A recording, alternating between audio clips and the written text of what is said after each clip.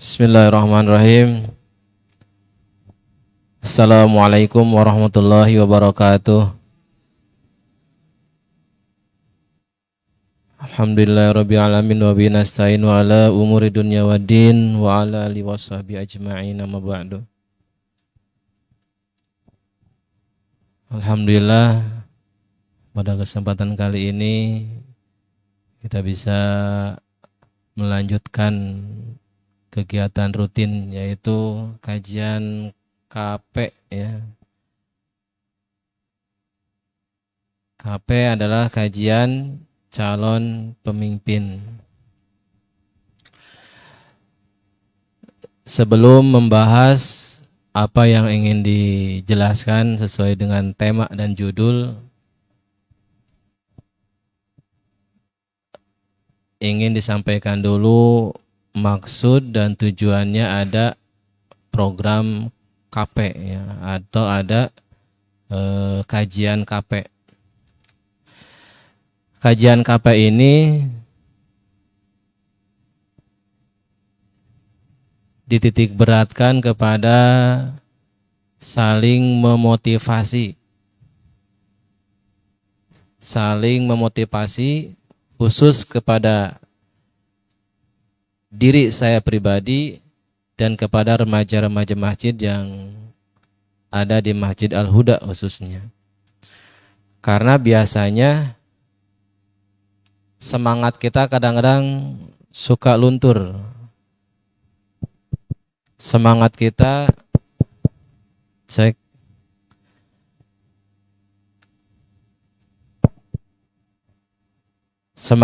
kadang-kadang luntur. Oleh karena itu harus ada satu kajian, yang mana kajian ini kita saling memotivasi untuk kebaikan diri saya pribadi dan untuk kebaikan semua remaja masjid. Ya, masing-masing remaja, masing-masing kalian ya harus bisa memotivasi diri kita masing-masing supaya bisa terus berkembang. Jangan berhenti berpikir, jangan berhenti belajar, dan jangan berhenti bertanya. Kalau seandainya tidak ada motivasi yang ada dari luar, maka tumbuhkan dalam diri kita motivasi yang kita miliki, agar kita terus bergerak, agar kita terus maju, melangkah, dan menghadapi semua tantangan kehidupan yang kita hadapi. Karena kita masing-masing punya tantangan masing-masing. Ya. Yang sudah keluarga, tantangannya beda dengan usia remaja. Kalau sudah punya anak, tantangannya beda lagi. Termasuk kalian juga, seorang remaja masjid punya tantangan tersendiri. Oleh karena itu harus ada kajian ini agar kita tidak loyo, agar kita tidak putus semangat. Nanti mudah-mudahan remaja masjid bisa hadir semua ya. Bisa hadir semua. Karena ini penting. Bukan hanya kajian ininya saja yang perlu motivasi, tapi pribadi kita masing-masing itu butuh motivasi. Butuh harapan. Kalau seandainya kita rada loyo, bisa kan di-sharingkan, ditanyakan. Jadi lahirnya program KP ini untuk bisa kita saling menguatkan, saling mengokohkan, saling berbagi pengalaman, dan saling berbagi ilmu. Mungkin Bapak usianya agak lebih tua, mungkin pengalamannya lebih banyak. Nah, mungkin bisa berbagi pengalaman. Terus yang selanjutnya, ini sebelum mulai, Bapak ingin nanti kalian bertanya ya. Siapkan pertanyaan supaya ini kajiannya enggak monoton gitu. Kajiannya enggak cangkel memperhatikan gitu ya. Enggak, kita ingin ada sharing, ada pertanyaan, silakan disiapkan pertanyaan tentang kepemimpinan. Sahabat masjid yang dirahmati Allah Subhanahu wa taala, Dan harapan-harapan KP ini luar biasa sebetulnya ya. Nanti kita bisa menghadirkan tokoh-tokoh masyarakat, bisa menghadirkan tokoh-tokoh agama, tokoh-tokoh pemuda, pemimpin-pemimpin organisasi. Kita bisa hadirkan di sini. Kita ingin mendengarkan berbagai pengalaman mereka memimpin organisasi, memimpin pemerintahan, bahkan memimpin pribadinya menjadi orang yang sukses. Kita butuh motivasi-motivasi itu. Makanya kajian ini menurut Bapak ini harus istiqomah panitia ya. Bagaimana caranya istiqomah? Bagaimana terus ada dan terus bisa dimanfaatkan, jangan dulu bagi orang lain tapi bagi kita pribadi. Ini sebagai charger lah gitu ya. Bagi Bapak berusaha memaksimalkan mungkin. Bagi saya sendiri memaksimalkan materi, memaksimalkan bagaimana kajian ini terus bisa berjalan. Siapkan ya nanti pertanyaan-pertanyaannya. Ini karena menyangkut bisa pribadi, bisa organisasi ya. Oke, bisa membuat bagaimana kita ke depan kalau seandainya kita punya keinginan menjadi seorang pemimpin. Sahabat masjid yang dirahmati Allah Subhanahu wa taala, mencoba saya akan sedikit mengulas sesuai dengan tema. Yaitu temanya apa?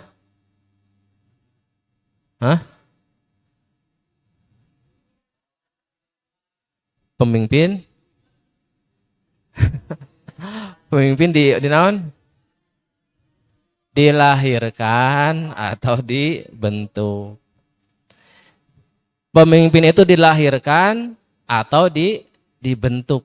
Ini di sini banyak mantan ketua OSIS mungkin pernah punya pengalaman jadi seorang pemimpin. Nah, kenapa ada argumen atau ada teori seperti ini? Karena memang ketika seseorang mengatakan bahwa seorang pemimpin itu adalah dilahirkan, dan pernyataan itu juga ada benarnya. Karena karakter khusus, karakter pemimpin itu biasanya bawaan dari anak, ya kan? Karakter pemimpin ada bawaan dari anak. Sejak kecil emang orang itu udah baik. Sejak kecil emang orang itu udah punya keberanian. Sejak kecil emang anak itu ada kelebihan. Sehingga biasanya kalau dari SD diberi kepercayaan jadi ketua kelas ya. Nah biasanya di SMP itu nggak jauh beda. Gitu kan. Agak nyambung, biasanya kalau di SMP dikepercayai sebagai ketua OSIS, nanti di SMA itu pasti akan terlibat dalam kegiatan itu. Karena orang lain menilai kayaknya si ini yang layak, kayaknya si ini yang pantas. Sudah kelihatan. Makanya teori bahwa pemimpin dilahirkan itu juga ada benarnya. Contoh lagi, seperti seseorang suka kepada musik, itu kan nggak bisa dipaksa. Ada yang dari kecil emang suka sama musik. Akhirnya dia terus mendalami, akhirnya jadi musisi. Nah, kalau dia sejak kecilnya suka olahraga sepak bola, ya udah kelihatan. Terus. Nah, ada yang mengatakan jiwa pemimpin itu emang bawaan dari lahir. Itu juga betul. Makanya ada krisis, ada bahasa krisis kepemimpinan. Bukan berarti nggak ada pemimpin itu. Karena saking sulitnya, ada pemimpin yang jujur, yang adil, yang bijaksana, sulit, maka keluarlah istilah bangsa kita sedang krisis kepemimpinan. Sebetulnya bukan nggak ada pemimpin, ada. Karena saking sulitnya, saking susahnya, saking susah ada yang jujur, amanah, sempurna seorang pemimpin, maka ada bahasa negara kita kesulitan pemimpin, krisis seorang pemimpin. Sampai kita nunggu pemimpin yang adil dan bijaksana, akhirnya nunggu. Nunggu apa? Nunggu dilahirkan. Itu. Jadi bukan nunggu membentuk, bukan nunggu dilahirkan. Jadi teori itu tidak salah juga. Karena emang pada dasarnya emang ada karakteristik, ada tanda-tanda, ada sifat-sifat yang emang bawaan dari lahir, dan itu sifat-sifat dasar-dasar kepemimpinan. Jadi teori itu tidak salah juga, ada benarnya. Kemudian yang kedua, pemimpin itu dibentuk. Ini juga ada benarnya. Ya. Kalau seseorang melatih dirinya, mencoba berusaha, dia belajar, dia bertanya, dia terus mengevaluasi dirinya, maka dia secara spontan hasil latihannya, hasil belajarnya, hasil mempelajari pengalaman-pengalamannya, maka dia pun terbentuk dengan sendirinya menjadi seorang pemimpin. Walaupun pada awalnya dia enggak punya karakteristik gitu. Karena dia terus belajar, ada rasa tanggung jawab, dia coba, akhirnya lahirlah bahwa dia disebut seorang pemimpin. Dengan sendirinya dia layak menjadi seorang pemimpin. Jadi pemimpin itu bisa dari dilahirkan, bisa juga dibentuk. Jadi kesimpulannya kalau diambil lurusnya kayak gini. Pemimpin itu awalnya dilahirkan dan selanjutnya dikembangkan. Oleh siapa? Oleh dia sendiri, oleh pengalamannya, oleh pelajarannya, oleh pendidikannya, oleh pergaulannya, oleh situasinya, oleh keadaannya. Maka dia layak diangkat menjadi seorang pemimpin. Jadi awalnya dilahirkan, selanjutnya dikembangkan, akhirnya terbentuk jiwa seorang pemimpin. Awalnya sebutnya minder, anak ini minder. Lamun berbicara di depan gak sanggup. Tapi ketika dia belajar, akhirnya timbul kepercayaan diriannya. Mencoba, akhirnya tumbuh kepercayaan diriannya. Akhirnya dia berani tampil, akhirnya dia berani menyampaikan gagasan. Itu kan pembentukan. Dengan sendirinya terbentuk.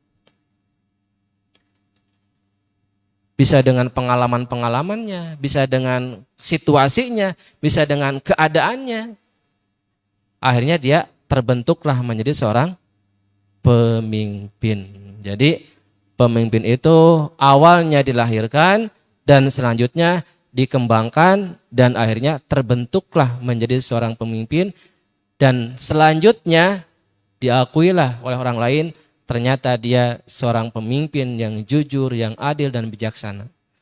Seperti kita umat Islam punya contoh Rasulullah Sallallahu Alaihi Wasallam. Ketika agama Islam lahir ke muka bumi ini, maka dengan sendirinya Rasulullah Kanjeng Nabi Muhammad Sallallahu Alaihi Wasallam itu kan amanah dulu, terus, maka dia jadikanlah sebagai Rasul, dijadikanlah seorang pemimpin. Gitu.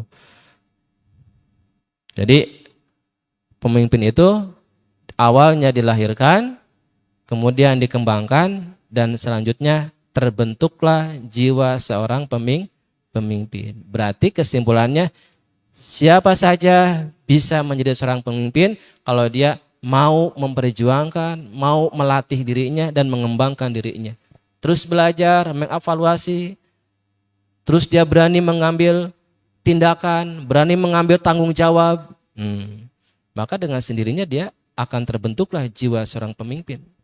Dari tanggung jawab kecil, coba lagi, maka dia akan mampu menjadi seorang pemimpin yang besar. Gitu, para remaja, paham? Nah, terus ini ada kriteria seorang pemimpin dalam sebuah hadis. Yang pertama adalah kesejahteraan rakyat adalah tanggung jawab seorang pemimpin. Ketika kita berdasarkan hadis, maka kita nggak usah memperdebatkan pemimpin itu dilahirkan atau dibentuk. Enggak. Ketika kita ke dasar Al-Quran atau hadis, ketika ada pernyataan tadi itu enggak ada efeknya. Karena menurut hadis, Rasulullah pernah bersabda, setiap orang adalah pemimpin dan akan diminta pertanggungjawabannya. Berarti kalau setiap orang adalah pemimpin, anak kecil pemimpin bukan? Setiap kalian adalah pemimpin, itu enggak ada kriterianya. Usianya berapa tahun, sudah menikah atau semuanya. Semuanya pemimpin. Di sini juga dijelaskan seorang kepala negara akan diminta pertanggungjawaban perihal rakyat yang dipimpinnya. Lamun pemimpinnya seorang negarawan, maka dia akan ditanyakan atau harus tanggung jawab terhadap rakyatnya. Terus, seorang suami akan ditanya perihal keluarga yang dipimpinnya. Suami juga seorang pemimpin. Dia akan ditanya pertanggungjawabannya bagaimana memimpin keluarganya. Nah, terus ini konsep Islam ya.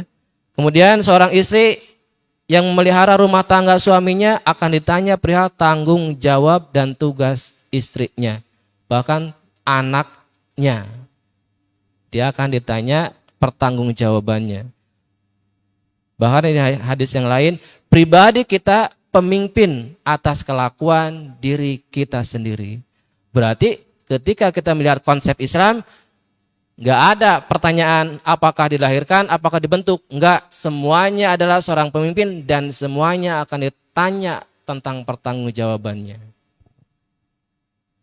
Silakan. Itu. Cai punten eta kadegeun. Waalaikumsalam. Geser-geser perempuan itu.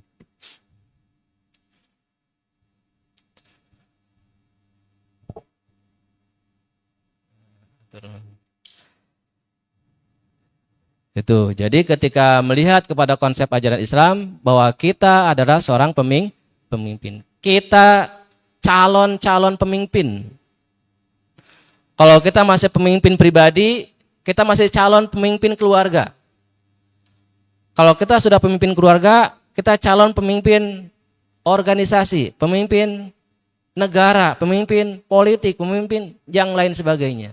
Kalau seandainya kita mau mengembangkan dan mau belajar tentang bagaimana seorang pemimpin yang baik.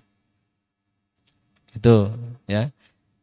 Jadi kembali bahwa pemimpin itu adalah awalnya dilahirkan, setelah dilahirkan dia dikembangkan, setelah dikembangkan akhirnya terbentuklah jiwa seorang pemimpin. Ketika lahir konsep Islam, maka teori itu enggak berlaku. Yang ada adalah kita semua adalah calon pemimpin. Dan setidaknya kita sudah menjadi seorang pemimpin kepada diri kita sendiri. Kalau kita sudah sanggup menjadi pemimpin diri pribadi, insya Allah kita sanggup memimpin orang lain. Jadi konsep dalam Islam, pribadi dulu kan gitu. Kalau kita sudah bisa jadi pribadi yang baik, maka kita akan dipercaya menjadi pemimpin di lingkungan kita. Anak sekolah mungkin ketua OSIS, ketua kelas, ya.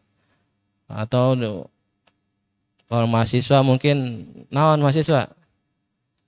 Kosma, masih Kosma kan ya? Hah? Kosma ya. Nanti ada presiden mahasiswa dan sebagainya, pemimpin. Nah itu. Jadi yang pertama bahwa setiap kita adalah pemimpin. Selanjutnya tergantung kita mau mengembangkan atau enggak. Nanti kita sharing bagaimana mengembangkan pemimpin dalam pribadi kita. Ini penting. Dan sayang kalau kita tidak mengembangkan jiwa pemimpin dalam pribadi kita. Kenapa sayang? Allah sudah ngasih potensi kita. Kamu adalah pemimpin. Ketika potensi itu enggak dikembangkan, Allah saja sudah percaya sama kita. Allah sudah percaya sama kita. Cuma sayangnya kita tidak melatih diri kita menjadi seorang pemimpin. Kenapa kita nggak sanggup? Kita beralasan, saya mah nggak bisa, saya mah nggak sanggup. Padahal nggak itu. Kuncinya kita siap belajar atau enggak. Kita siap berani tanggung jawab atau enggak. Cuma itu. Jadi ketika kita mengiyahkan bukan berarti kita harus punya pengalaman dulu, enggak. Ketika seseorang diberi jabatan, contoh, jadi DKM masjid lah. Siap nggak jadi DKM masjid? Prinsipnya kan kalau orang lain percaya sama kita, kita tinggal bilang siap insya Allah. Nah, kita sedang mulai melangkah tuh. Nanti kedepannya kita belajar, bertanya bagaimana DKM yang baik, bagaimana memimpin masjid, bagaimana mengembangkan masjid, bagaimana memakmurkan masjid. Nanti belajar. Dan kita tidak akan muncul keinginan seperti itu kalau kita awalnya tersanggup can boga pengalaman. Kalian mau menikah, punya pengalaman nikah dulu belum? Nikah enggak? Mau nikah can boga pengalaman nikah. Berarti mau nikah seumur hidup. Benar tak? Lamun itu alasannya. Seperti kerja, kalian harus berpengalaman dulu atau susah kerja. Prinsipnya jangan gitu. Siap, insya Allah saya akan belajar. Enak. Mohon dibimbing ya Pak. Gitu. Kalau salah mohon diarahkan. Mohon dibimbing. Kan enak. Nah berarti secara tidak langsung kita sedang menyatakan saya calon seorang pemimpin yang hebat. Gitulah seorang pemimpin itu. Awalnya seperti itu. Jabatan-jabatan yang tinggi itu awalnya kayak gitu tadi. Dipercaya yang kecil aja dulu. Diamanahi yang kecil. Ternyata tanggung jawab, ternyata benar. Akhirnya kan ada amanah lagi. Benar lagi tanggung jawab, ada amanah lagi. Ada amanah lagi, benar lagi tanggung jawab. Terus akhirnya muncullah jiwa seorang pemimpin. Tidak mungkin ada presiden, jelek gua jadi presiden, kalau dia dipercaya dari hal-hal kecil dulu. Dan itu bisa dikelola, dan itu bisa dikembangkan dalam pribadi kita. Semuanya bisa. Karena Allah sudah memberikan potensi kepada kita yang luar biasa. Apa potensinya? Coba sekalian sharing.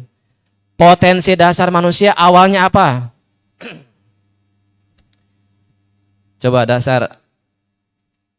Semuanya ketika lahir itu dikasih potensi. Semuanya sama, nggak ada yang beda.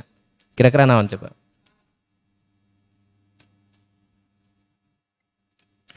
Akal, terus?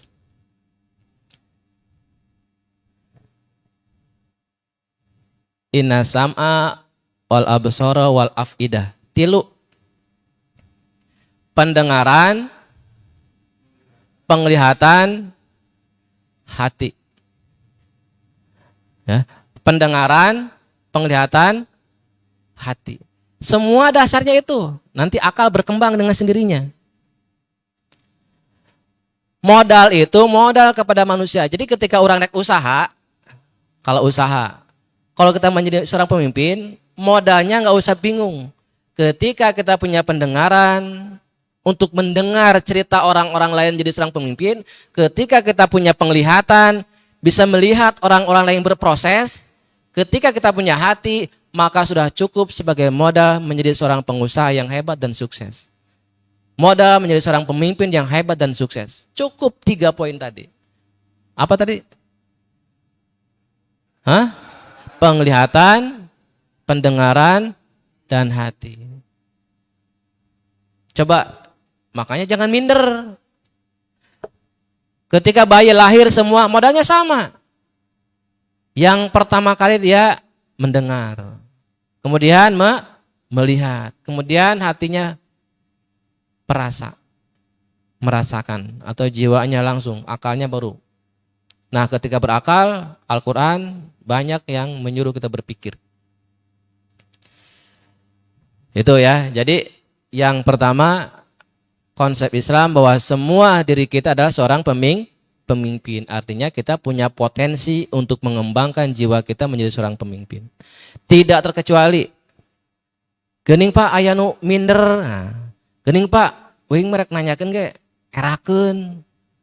Rek ngacung ge, di sekolah rek ngacung. Kan ngadeg-deg nanti luar biasa. Rek ngacung, rek nanyakeun cicing we. Ada sebetulnya teorinya bagaimana kita berani ngacung. Ada caranya. Itu yang pertama. Jadi konsep Islam bahwa semua orang adalah pemimpin dan calon pemimpin yang hebat, bijaksana, yang jujur dan adil. Kemudian selanjutnya,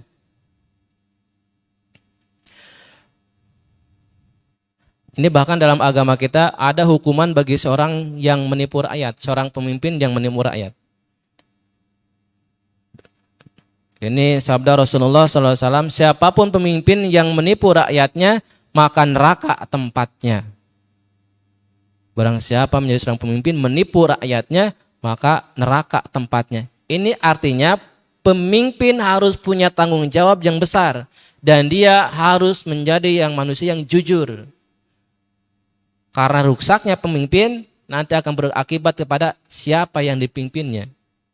Maka ancamannya seperti ini, seorang pemimpin yang menipu rakyatnya, maka dia tidak akan masuk surga. Yaitu akan dimasukkan ke dalam neraka. Itu ancaman luar biasa. Tapi sebaliknya, kalau seorang pemimpin mampu jujur, adil, mengembangkan kepemimpinannya, berbuat baik, beramal soleh, melakukan amar ma'ruf, nahi mungkar, maka dia akan mendapatkan kebaikan-kebaikan yang luar biasa. Bahkan bisa membuat amal soleh yang luar biasa. Kalau kita memaksimalkan kepemimpinan kita menjadi kepemimpinan yang baik. Itu yang kedua. Yang kedua, jadi kenapa ada ancaman dalam agama? Karena saking mahalnya, saking luar biasanya imbalan bagi seorang pemimpin yang jujur. Yang ketiga, bahwa pemimpin itu adalah amanah. Amanah itu apa? Titipan. Ya kan? Tidak semua orang diberi kepercayaan, tidak semua orang diberi titipan pemimpin. Makanya ketika jadi pemimpin, jadilah pemimpin yang baik. Ketika beri amanah pemimpin, maka maksimalkan potensi itu, maksimalkan keadaan kita. Karena tidak semua orang diberi amanah menjadi seorang pemimpin. Supaya apa? Nanti muncul kepercayaan yang lain, kepercayaan yang lain.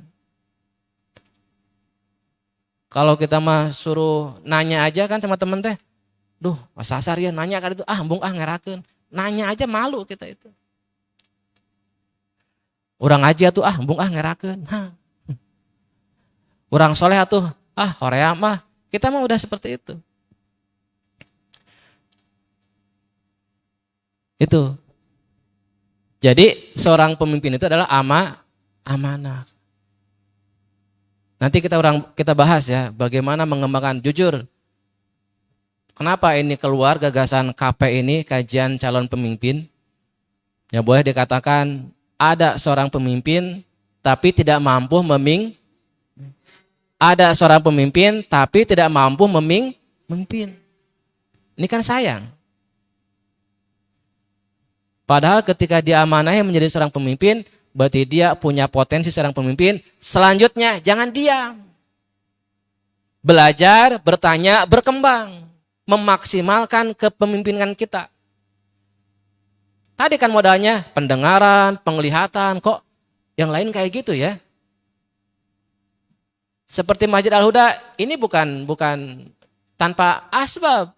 Ada kajian KP, ada gemari, ada teki, bukan nggak ada, semua ada asbab. Dari mana? Melihat orang lain, mendengarkan cerita orang lain, belajar pada orang lain, maka muncullah gagasan-gagasan baru. Dan itu bisa dilakukan di masjid manapun, walaupun di musola kecil pun bisa program-program itu yang luar biasa.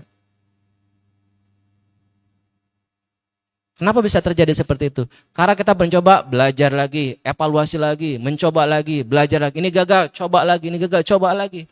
Bahkan ini KP pun berapa kali gagal sebetulnya nggak dibajakin. Coba lagi, coba evaluasi lagi, terus. Agar apa? Tadi kita yang mampu mengadakan ini, tidak semua orang mampu mengadakan ini. Makanya ketika mampu mengadakan, maksimalkan, baguskan, profesionalkan, agar kita terasah, gagasan kita terasah, kemudian ilmu kita terus akan terasah. Nah, secara tidak disadari kita sedang melatih jiwa kepemimpinan kita. Pak, pemimpin itu berarti harus jadi ketua, bukan ketua. Ketika ada kegiatan apa aja, semuanya pemimpin. ini apa ini kegiatan KP ada live streaming. Ini yang operatornya dia pemimpin. Sanggup enggak memimpin? Karena dia diberi amanah kan gitu. Diberi amanah, beri kepercayaan. Sanggup enggak dia menjalankan amanah ini? Bapak diberi amanah pengasuh masjid. Sanggup enggak mengembangkan masjid ini? Tapi prinsip Bapak tadi, saya akan terus belajar dan kita akan terus bertanya. Itu konsep dasar kita supaya kita terus terbentuk kepemimpinan kita dan terus menjadi manusia yang cemerlang. Tidak sepi gagasan, tidak mandek ide. Terus mikir lagi. Nah, itu jam berapa ya? Udah mulai pertanyaan? Udah ya? Ya. Karena ini ingin santai kan, ini dari mana itu sekolah? Dari mana? Gimana? Al-Jabar. Alhamdulillah. Dari Jung Sumping, ya inilah Al-Huda ya. Nanti kita sharing-sharing. Dan kami pun terus belajar memperbaiki diri. Mungkin tadi datangnya udah pertengahan. Ini saya sampaikan. Kenapa ada kajian KP ini? KP itu adalah kajian calon pemimpin. Kita belajar ini saling memotivasi, kita belajar ini saling menguatkan, kita belajar ini saling mengingatkan. Jangan lemah, jangan loyo, terus bergerak, terus belajar, terus evaluasi, terus lebih baik lagi. Ketika kita cara satu gagal, cara kedua gagal lagi, cara ketiga gagal lagi. Pernah kemarin kan dibahas, gagal, coba lagi, salah, waduh. Gagal, coba lagi, salah, perbaiki lagi. Gagal, coba lagi, salah, perbaiki lagi. Gagal, coba lagi, gagal lagi, coba lagi, gagal lagi, coba lagi, gagal lagi, coba lagi. Kan cina bukan berapa kali gagalnya, yang hebat berapa kali bangkitnya. Bagaimana kita bisa bangkit dari gagal? Jangan dilihat masalahnya, coba lagi, coba lagi, coba lagi. Dan kita sudah banyak pengalaman gagal itu, makanya evaluasi lagi, evaluasi lagi. Yakin kalau niatnya baik, niatnya kuat akan dimudahkan oleh Allah Subhanahu wa taala. Silakan ada pertanyaan tentang melatih jiwa pemimpin. Ya, silakan.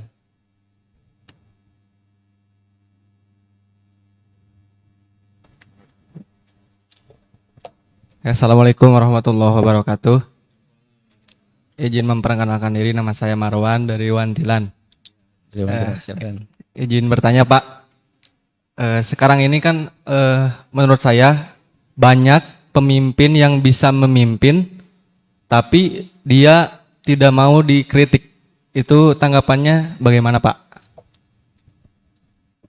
Ya, banyak seorang pemimpin tapi nggak mau dikritik. Berarti dia belum siap menjadi seorang pemimpin yang baik. Syarat pemimpin yang baik itu siap dikritik. Itu syarat. Kita pernah kan berdoa seperti ini dalam salat. Ihdinas sirotol. Apa artinya itu? Ya Allah, berilah kami ihdinas sirotol, petunjuk. Hidayah kan gitu. Ihdina sirotol mustaqim. Ya Allah, berilah kami hidayah atau jalan yang lurus. Kita baca, minta sama Allah, ya Allah, pasien Abi hidayah. Kira-kira baca surat Al-Fatihah seberapa kali sehari? Kalau kita sholat aja.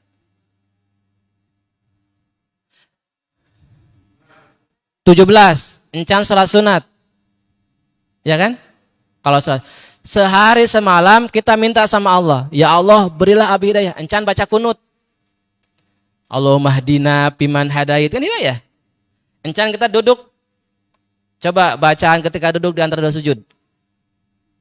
Rabbi gfirli warhamni wajburni warfa'ni warzukni Wahdini, ya Allah pasien Nabi hidayah, ya kan? Berapa kali kita baca tuh? Oh, sok ngopi heula.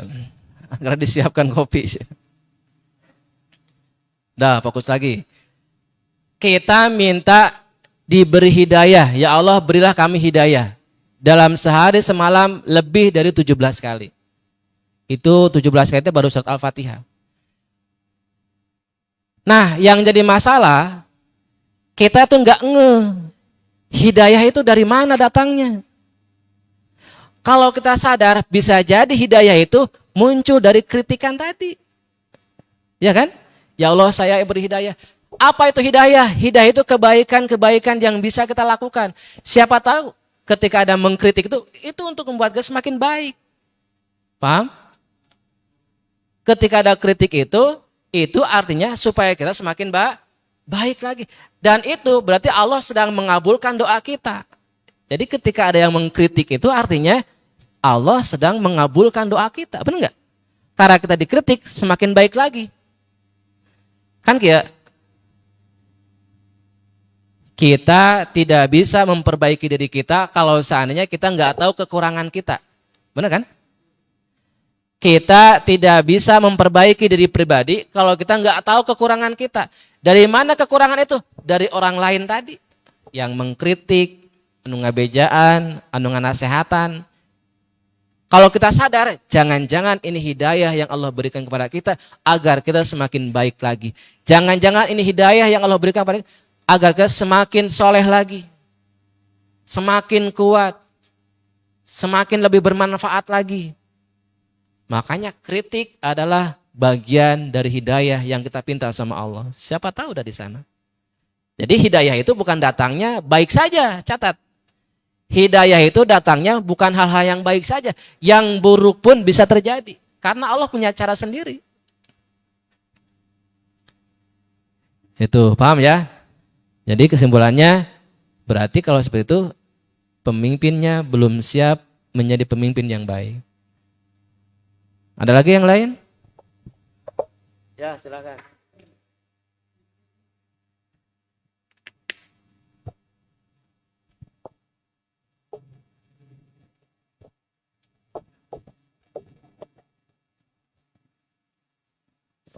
Assalamualaikum warahmatullahi wabarakatuh. Assalamualaikum warahmatullahi wabarakatuh. Perkenalkan, nama saya Renal dari Rawa Garut. Pertanyaannya soal ini Pak, kan orang tuh mimpinnya tuh kan beda-beda ya Pak caranya. Kayak presiden gitu kan, ada yang otoriter, ada yang apa ya, kayak diam-diam naikin BBM gitu kan. Ada ya gitu kan, beda-beda pemimpin tuh. Nah, kita sebagai anak muda tuh ya harus gimana gitu, apakah nyesuaiin sama diri sendiri gitu kan, oh saya mah tipenya kayak gini, apakah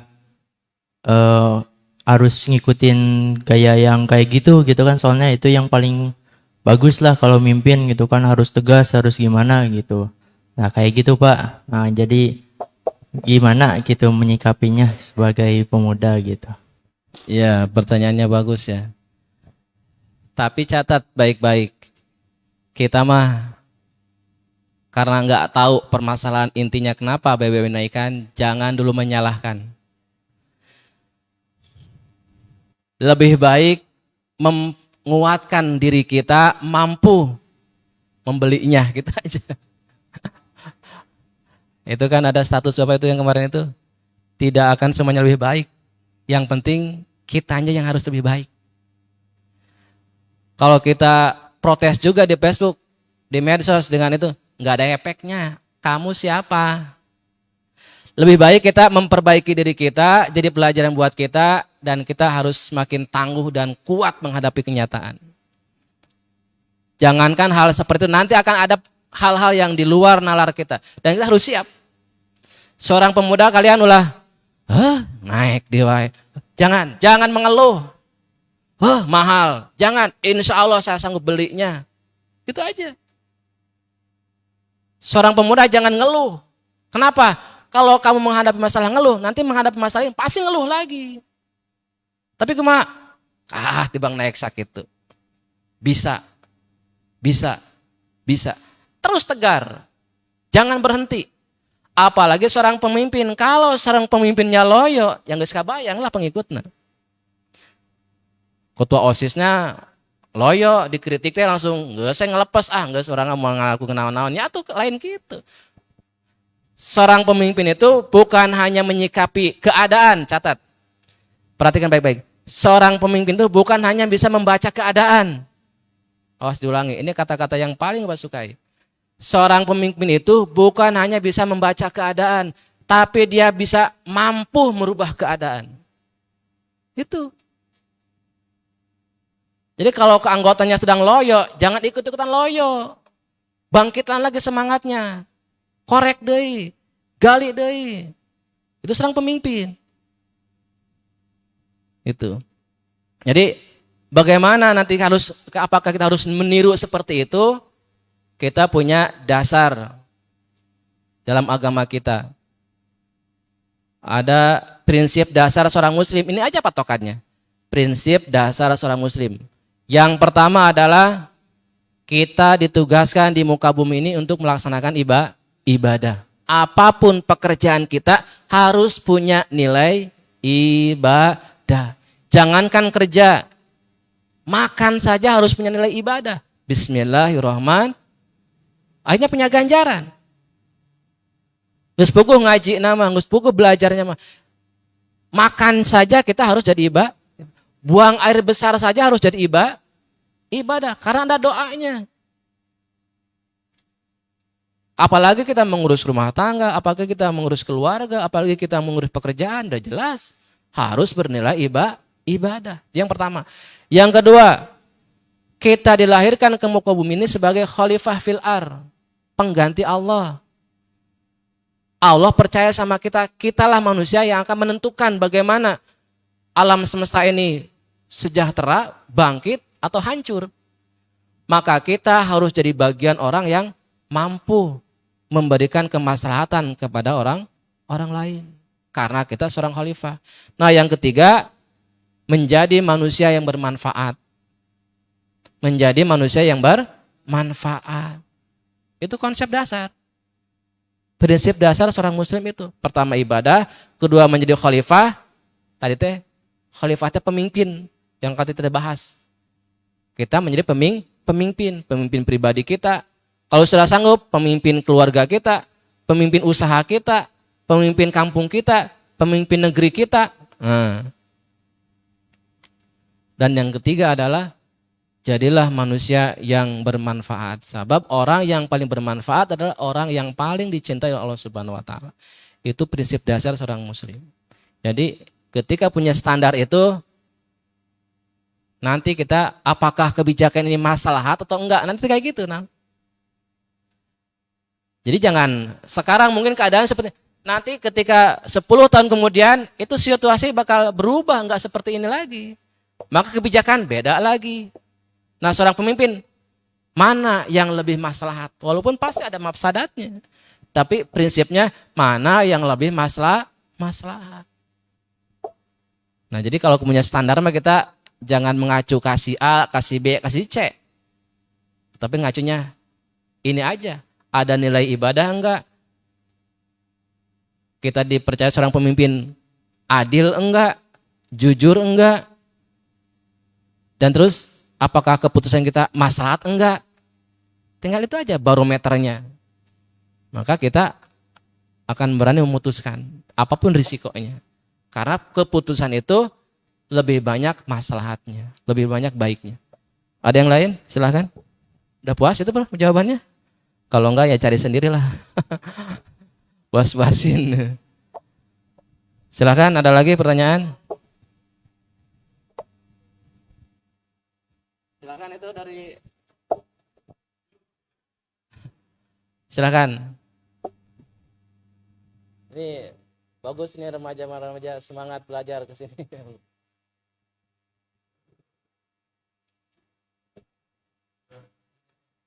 Silahkan ada pertanyaan.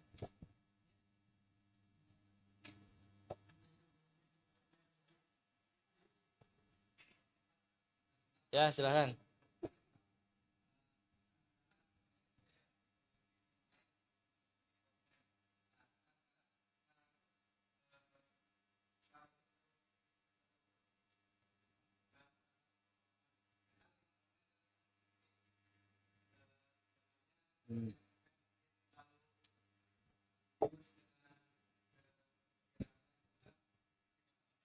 Ya, perbedaan itu kan hikmah.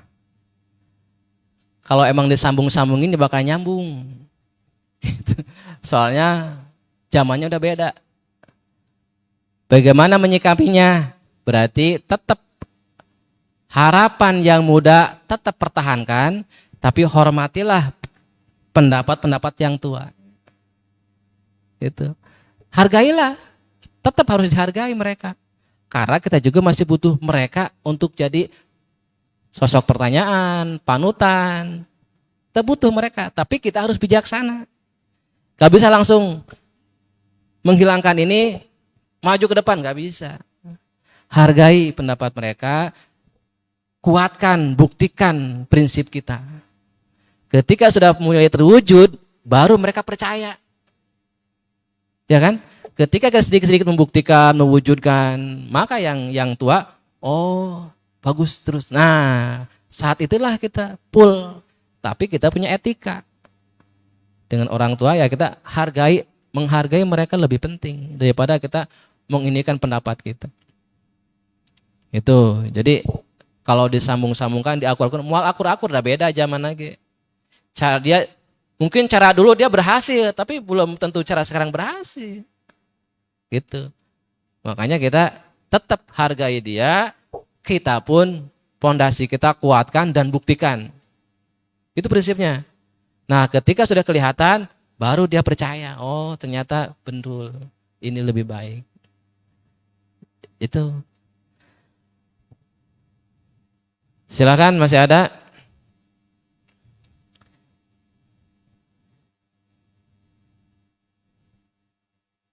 Bapak, silakan. Gas ngacung sih Bapak ya.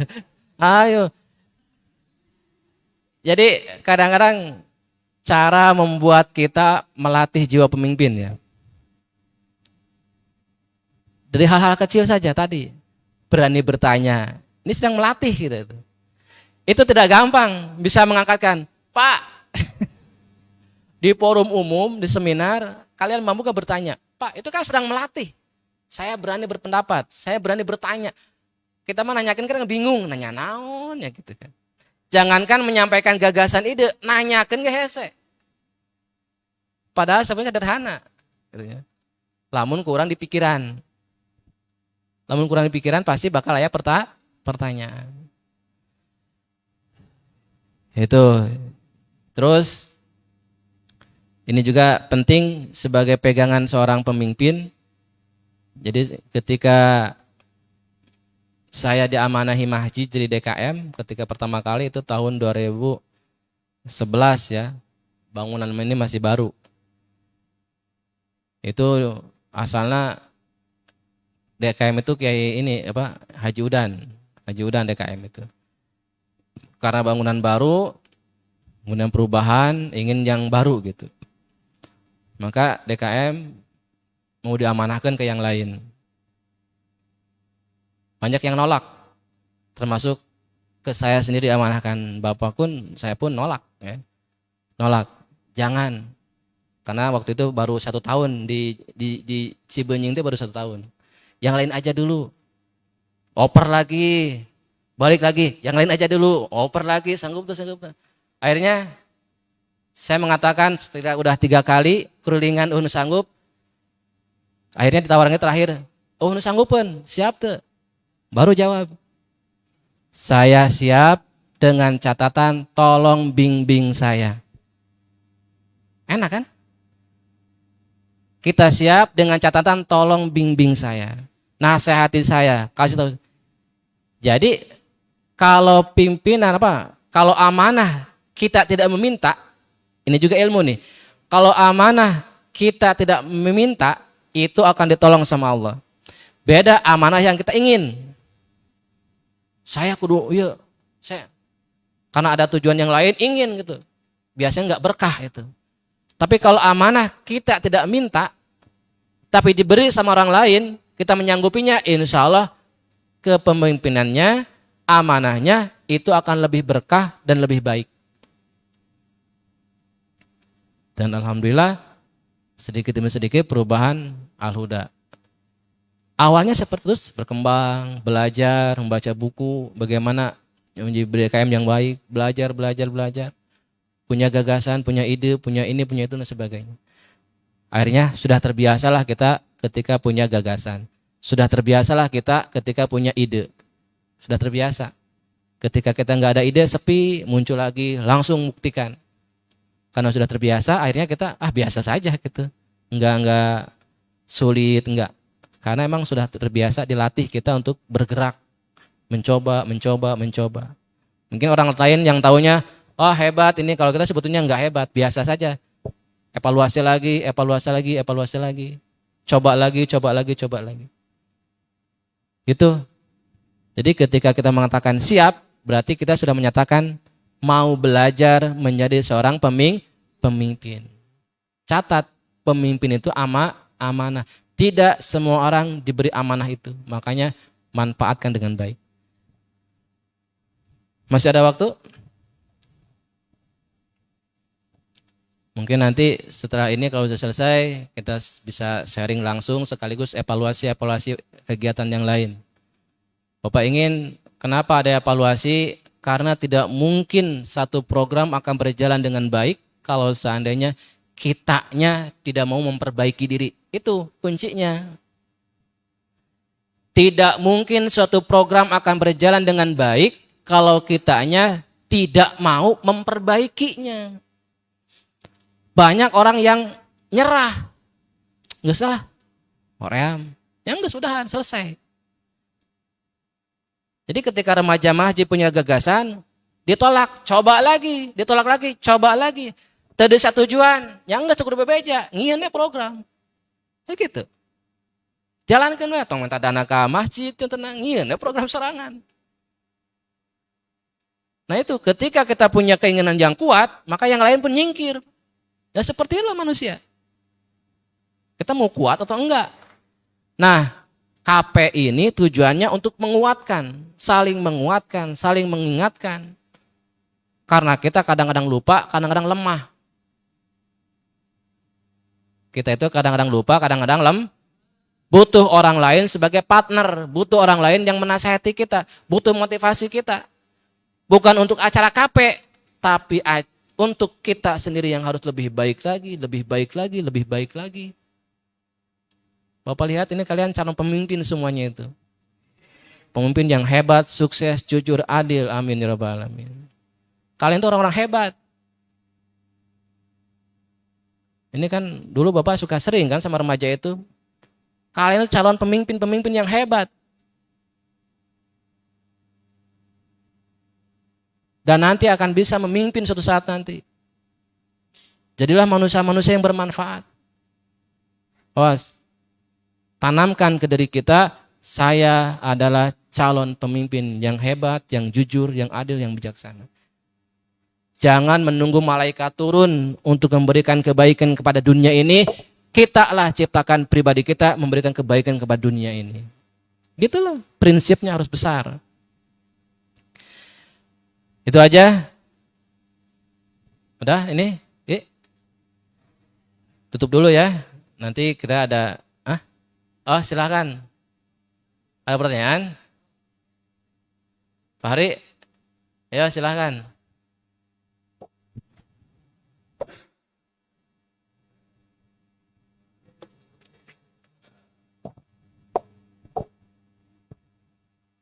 Ayo. Kamu bisa. Ayo. Yang enggak kayak nanyakan diberi hadiah. Ya Pak Hari, sok nanya naon ya Pak Hari.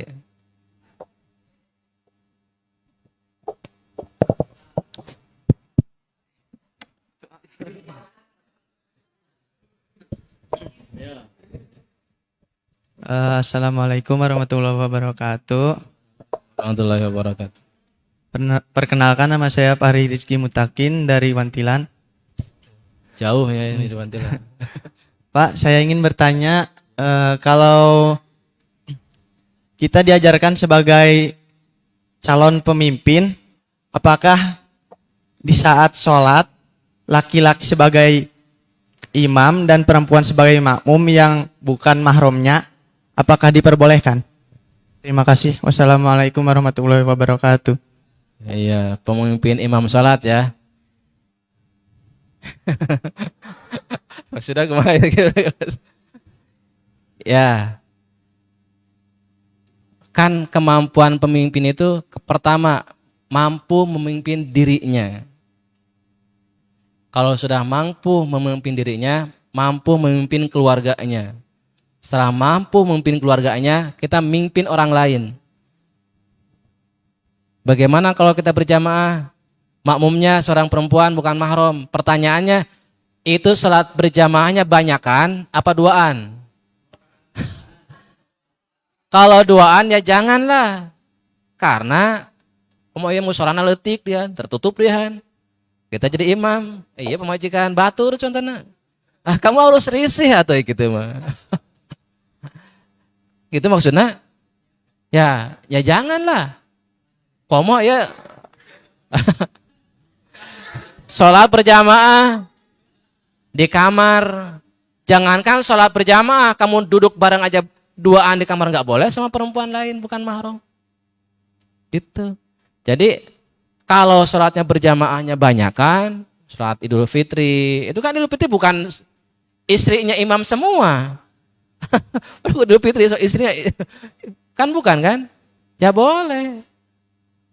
Yang nggak boleh itu duaan, bukan mahram, komo tertutup, ya kita harus risih.